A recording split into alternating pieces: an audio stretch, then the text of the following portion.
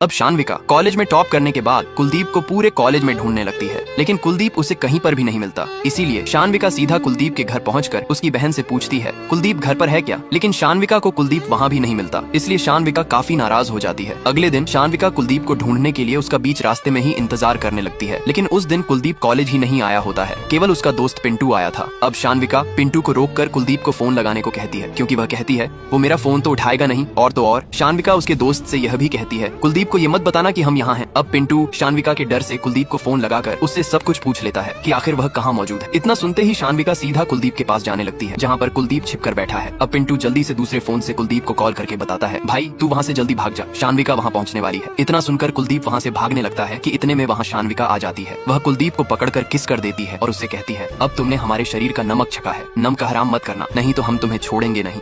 शर्त के मुताबिक अब कुलदीप भी शान्विका से बहुत प्यार करने लगा था। कुलदीप अपना ज्यादातर समय शान्विका के साथ बिताने लगा था, लेकिन एक दिन कॉलेज में जब कुलदीप क्लास में पढ़ रहा होता है तो शान्विका वहां आकर गेट को बंद कर देती है और कुलदीप के साथ फुल मूड में रोमांस करने लगती है। लेकिन कुलदीप को क्लासरूम में यह सब देखकर अच्छा नहीं लगता, इसीलिए वह शान्विका को मना कर देता है। इसी के चलते शान्विका कुलदीप को अपनी बाइक पर बैठाकर कॉलेज से काफी दूर किसी गाँव में ले जाती है। इसके बाद शान्विका और कुलदीप काफी देर तक वहीं समय बिताते हैं, लेकिन कुलदीप को यह सब करना बिल्कुल भी अच्छा नहीं लगता, क्योंकि कुलदीप के मन में एक डर यह भी था कि अगर चौहानों को पता चल गया कि वह शान्विका से प्यार कर बैठा है तो वे उसके साथ क्या करेंगे। लेकिन शान्विका कुलदीप से यह कह देती है कि तुम चिंता मत करो, हम तुम्हें कुछ नहीं होने देंगे। अब उसके बाद शान्विका और कुलदीप वहाँ से निकलकर कहीं और जाने लगते हैं। इतने में कॉलेज के कुछ लड़के उन्हें अकेले में मिलते हुए देख लेते हैं। दूसरी जगह जाने के बाद शान्विका और कुलदीप फुल मूड में आ जाते हैं और रोमांस करने ही वाले होते हैं कि इतने में शान्विका का भाई बहुत से लड़कों को लेकर वहाँ आ जाता है। अब कुलदीप को जिस बात का डर था आखिरकार वही हुआ। अब शान्विका जैसे ही अपने भाई को यहाँ आता देखती है तो शान्विका कुलदीप को छत पर जाने के लिए कहती है। अब कुलदीप जैसे ही ऊपर जाता है तो उसका भाई अचानक वहां आकर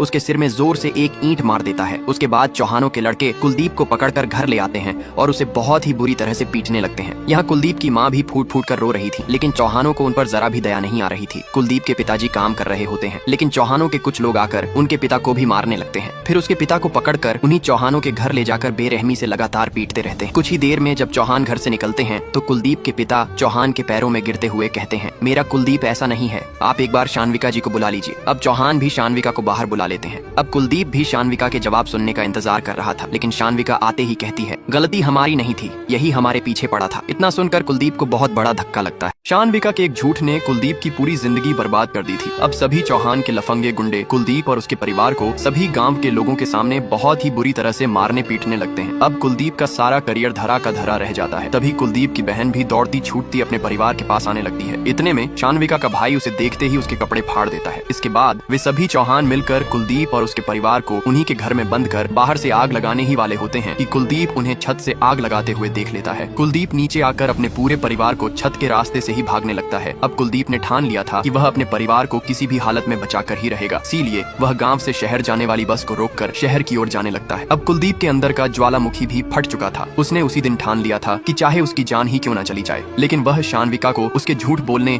और अपने परिवार का मारे पीटे जाने का बदला जरूर लेगा। लेकिन अब वह कुलदीप जिसके पास अभी कुछ भी नहीं है, वह भला चौहानों की बराबरी कैसे करेगा? यह जानने के लिए नेक्स्ट पार्ट कमेंट कर दे।